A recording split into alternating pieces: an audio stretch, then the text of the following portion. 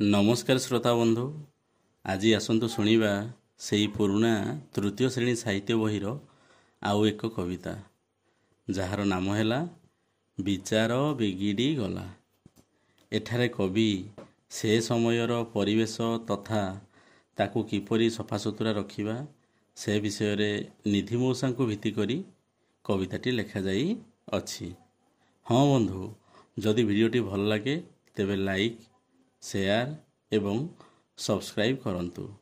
ता सहित comment box रे आपनकर मतामत दियंतु। तेबे आसंतु शुणिबा सेही कविताटी जार नाम है विचार बिगिड़ी गला। धारा श्रावण मास शेष रविवार निधि बुढ़ा बाड़ी पटे पड़ीछि विचार। मशा माछी मूषा जाक एकठावे बसी योजना करती तार प्राण देवे नासी। कहती से दूध भात कुकुर को दिए आमर प्रताप केते जानी नाही सिए। निशकु फुलाई मूषा दुई गोड़ छाटी कहे आग निधियार नेबी चुटी काटी। माटीरे जतने बुढ़ा करिअछि घर गात खोड़ी करी देवी सबु नार खार। कोलथ मांडिया धान सबु नेबी लुटी लुगा जामा नथी पत्र सबु देवी काटी। पोषी नहीं बिलेई से काहाकू बाडर साईता पणिया एबे छड़ाई वितार।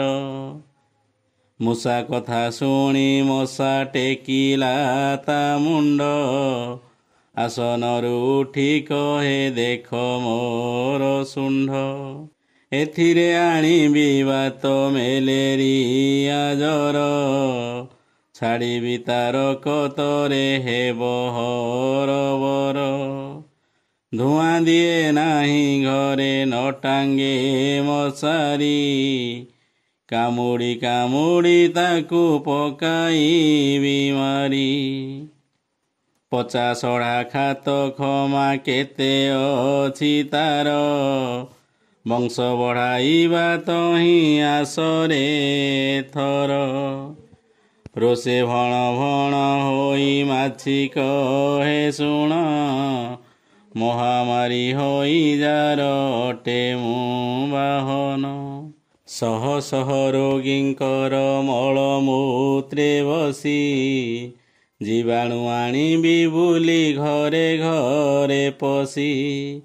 छकी छकी छाड़ी देवी बुढ़ार आहारे देखिबी जीवन तार किए रखिपारे। न खाए गरम से तो न घौड़े मते ता जीवन निश्चय जान गला मोर हाते।